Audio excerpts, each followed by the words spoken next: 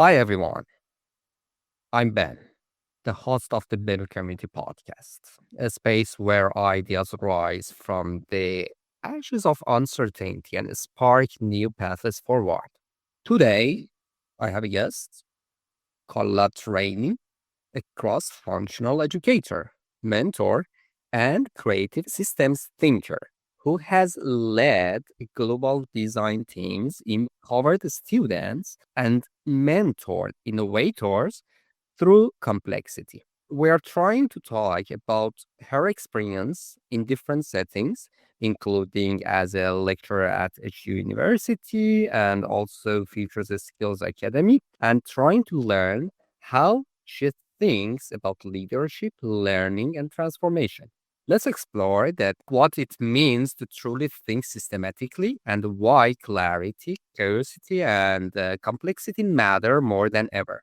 Let's jump into the discussion and learn more about her experience and insights. Hi, Carla. I'm so happy to have you today.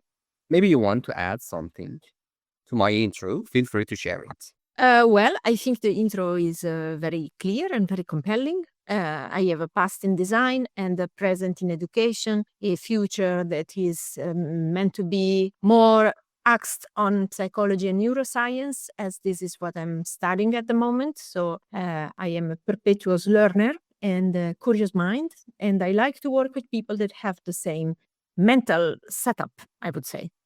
Mental setup. What does it Mhm. mean? Well, I think, as I said, I define myself a systemic thinker simply because I like to look at problems, but not only problems, just topics from very different perspectives and try to find a key of understanding that are not specifically related to one competence, but that connects multiple competencies together. And therefore, I want to learn about different things in different domains. So it can be that I design already is very multifaceted and very complex, Uh, and the modern experience design, interaction design are all very closely related. So you are meant to work with many different competencies inside a corporation. But in general, I think there are even more competencies that we should integrate and be more generalist rather than specialist for the future. So that's what I mean by I would like to meet other people that are driven in the same way, and that even though maybe you have a degree into something, doesn't mean you are stuck in that.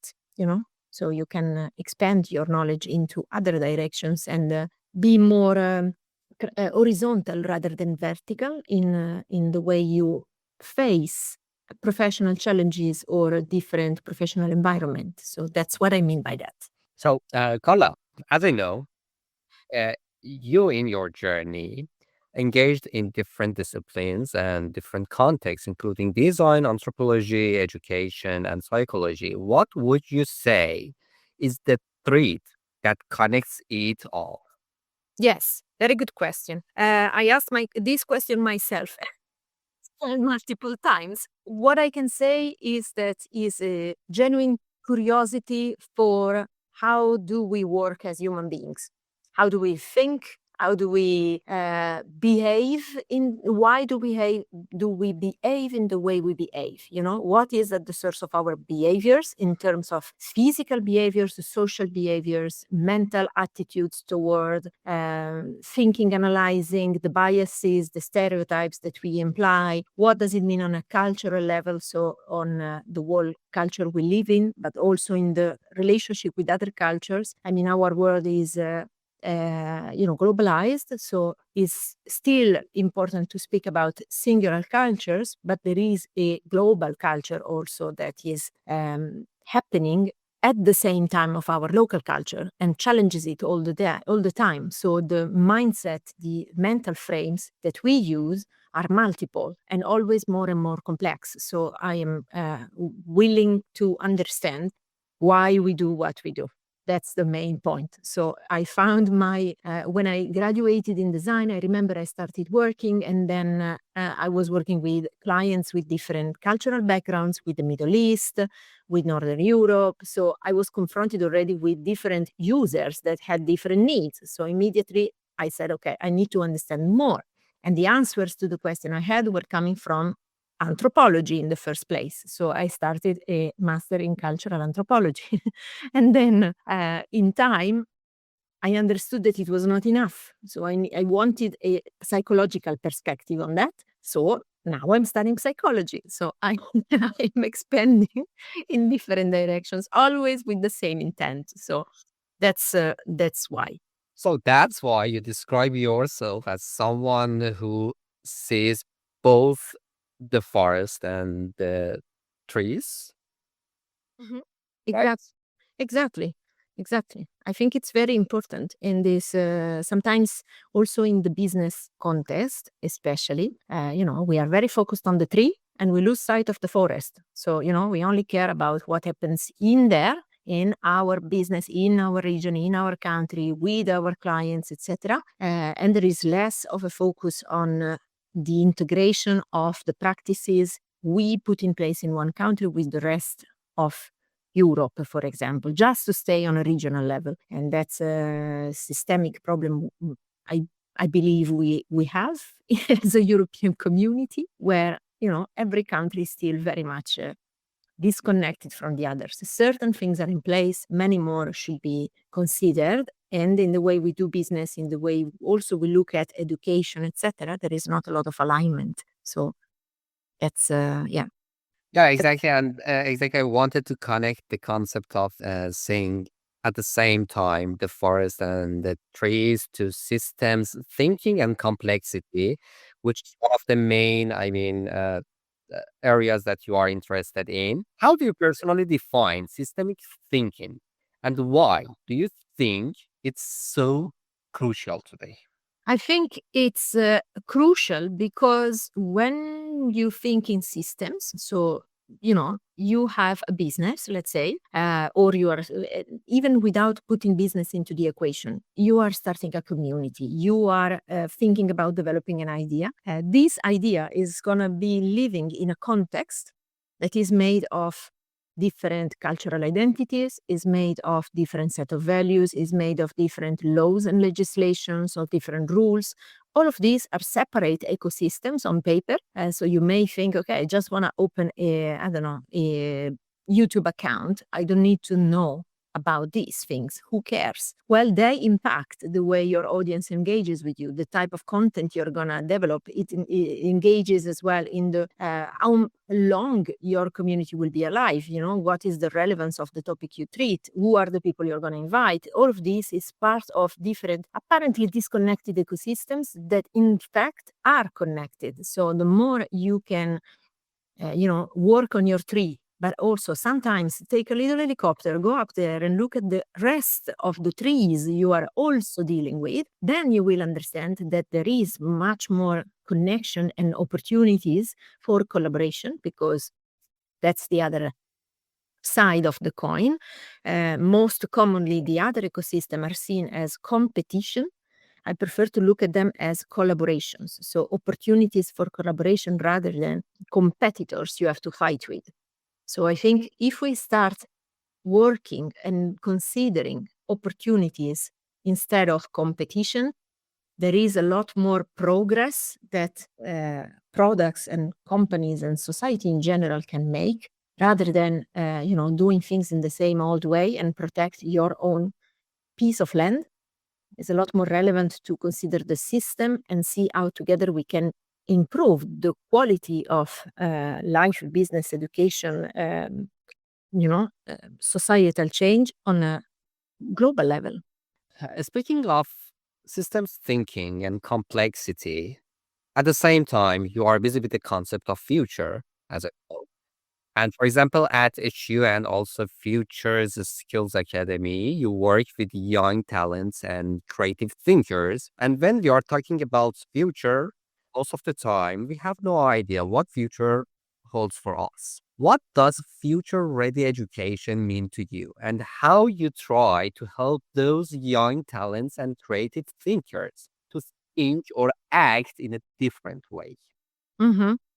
Well, I think education is one of the sectors that is going to be impacted the most by the rise of AI. every sector is going to be impacted. That's a fact, in the sense that there are so many possible use cases where AI can play a role, that every economical sector is going to be shambled. But the one that I think has an immediate relevance is education, in the sense that so far education has been created or considered or imagined, structured to prepare us for a precise place in the marketplace. So with a precise skill, you become an engineer, you become an architect, you become a designer. So you are instructed, you acquire notions and informations that will lead you to do a certain job in a certain way. And this is not true anymore, in the sense that jobs are becoming, the marketplace to me is going to become very fluid in the future, very blurred. And also, looking at psychology, we have a lot of different intelligences, not the computational and linguistic one, that's not only that one, which is typically the one we compete with artificial intelligence. We are equipped as human beings with a lot more level of intelligence. So I believe in the future, and that's a systemic again, because we only looked at this one system, computational, so calculation, logical thinking, and linguistic. That's what we have valued so far. The issue is that we have a lot more intelligence than that. So now, in our role as educators and in general for every human being, so that's why in the Future Skill Academy, we work with anyone, students or professional, people of every age and every cultural background. The necessity is to open up our skill set to everything else is not computational and linguistic abilities, because we have those intelligences, and these ones are the ones that are going to make a difference in the future. Because when the single profession of architect, of engineer, of technologist is replaceable by something else, then your relevance in a company comes from the added value you can bring.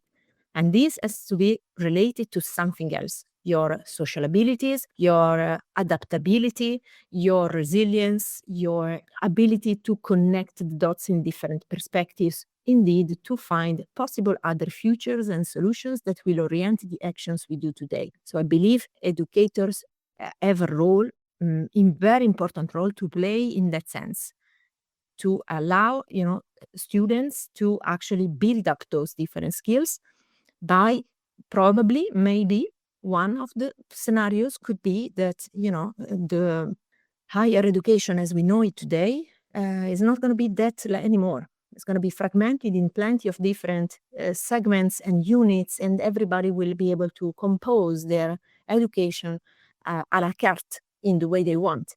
So I don't know. I'm, of course, making speculations, but it's, as you know, whatever we think about the future is going to guide the way we act in the present. So, or help us make decisions about what to do next. You also consider yourself as a mentor. My question is, what role does mentorship play in navigating complexity and uncertainty? Mhm. Well, mentorship is fundamental because, again, while larger education is a little bit more standardized, in the sense that you have to provide a certain content to a crowd of people that are hopefully all similar and following at the same time, while mentorship is a lot more um, particular and crafted on your own specific needs. So is a very much of a tailored approach. I consider mentoring halfway also with coaching. So you benefit from the experience. First of all, to be a mentor, you need to have a certain experience into something that you can explain to someone else or share to someone else. So to me, that requires mentorship, requires experience in the first place, and having seen a bunch of different occurrences of problems, so that, or solutions that you can discuss about. You have a toolbox that is quite furnished, and mixed with coaching, which is also another journey I have done for myself, allows me also to help empower the other person to find solutions by themselves. So enable the thinking. While a pure mentor would give, solutions already, I prefer to empower the people to find the solution that better works for them, which maybe can correspond to the solution I had in mind for them, or it may be different because they have connected their other systems that I don't know about themselves and about their scenario. I know only what they talk to me about, but there is certainly more. And when they come to conclusions themselves, then it means that they have also found the logical thinking path that will lead them to solutions also in the future. So, in one way, I have provided them also a framework to work with in the future for themselves, if it makes sense. What I found, you mention a lot human biases and ethical communication in your teaching or in different ways. How do you integrate these ideas into your innovations, your daily activities, in your teaching, mentoring, and the things like that? So, the ethicals, and you said? In anything related to human bias Yes, and ethical communication. yes, yes. So, human biases are something, and together with the stereotypes that everybody discuss a lot about, because they influence indeed the ethics of what we do, in the sense that we all have a narrative about others in our head, other cultures. Think about immigration, think about in positive and in negative. So we have very positive biases, I don't know, about Japanese, for example, very ordered communities, very clean, very organized, very smart, and very traditional as well. And then, other communities that come to our countries are seen as, the immigrants that are coming here to steal our jobs, and blah, blah, blah. So there is a narrative associated to different groups, social groups, that is shared across a population. And this influences whatever we do.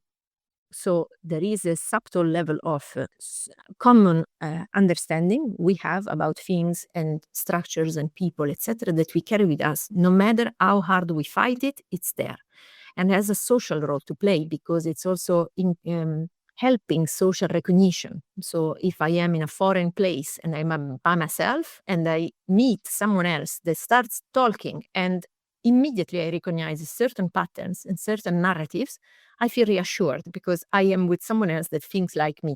And this is how we also optimize our cognition, our cognitive resources on a daily basis.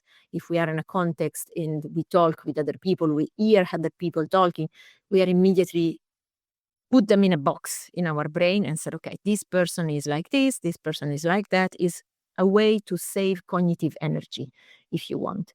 So it's very important, I believe, to be aware of those things because they influence the way we make decisions, the way we take actions, even the way we think about futures, and the way we consider risk.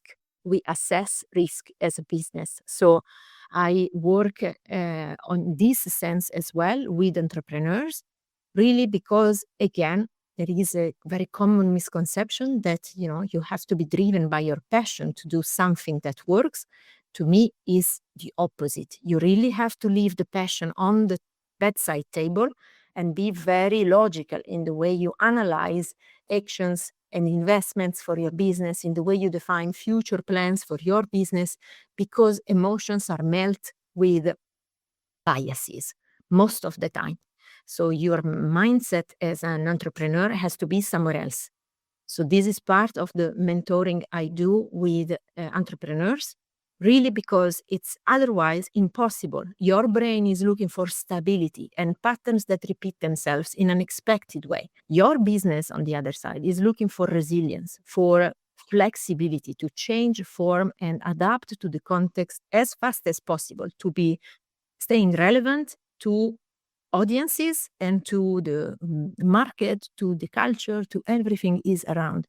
So are two completely different directions. So I'm glad I decided to take my new path in psychology because all of this now makes a lot of sense. All of these elements are clicking together in surprisingly unexpected ways also for me. And yeah, are expanding my systems of thinking, if you want. So that's very interesting to me. I don't know where it's gonna lead me yet, but so far it's very promising. Meaning, your piece of advice is not following your passion because it's not a good idea, right? Right, exactly. Mhm. You have to Nice. it has to be a source of energy for sure. Has to give you energy to you have to know why you do what you do. That's the point. That's as far as your passion should be concerned. For the rest, you really have to leave everything on the side and really take a very pragmatic, logical, clear approach to business that is not driven by those stuff. Because I've seen so many entrepreneurs that, keep going, even if they are in a very challenging financial situations, they keep going and going and going because, this is the business that was inspired by my grandmother, or it was inspired by what I used to do with my family when I was a child, is to save the land where I was born. All very honorable missions with very high moral ambition. I'm not saying the contrary. However, if this doesn't work, you also have to let it go. And it's not so easy when this defines who you are. So there is a difference between who you are as a person and who is your business. You are not your business. Even if you believe you are, no, you should not dissociate the two. That's much better, will give you better chances of success. Nice. And finally, if you had to leave our listeners with one practice to better navigate complexity, Mm. what would it be? To navigate complexity, I would say undo what you know how to do. So, yeah, maybe start from another perspective. Undo what you have always done in a certain way. Decompose and see if, unpack what is one clear process that you have been using forever and see, pay attention to that. Pay attention to the way you go from problem to solution, re-question it, break it down in pieces and say, okay, well, what if I change the order of this sequence? Or what if I take one piece out? Let's see if it's made of 5 steps. Let me take step 3 out and let's see if it works anyway. Let's see what comes out of this. Or maybe do it the other way around. Start at the end and go back to the beginning. Re-question the way you do things. That's to me a good way to live with uncertainty with less stress because it's very unsettling. Maybe I forgot to ask something that you expected, or maybe you want to stress on something at the end, at the last word. Feel free to share with us. I would like to ask you a question actually. Yes. I can, if it's permitted. But my question would be because you are also, working with the future and an expert in the topic. So my question for you would be, how do you think we can or cannot deal with the stability that, our cultures would like to keep? The regularity of rituals and, what is expected, the system of thinking, and the futures that instead are challenging that same stability. My answer to this question is, in a way, what I'm busy with now.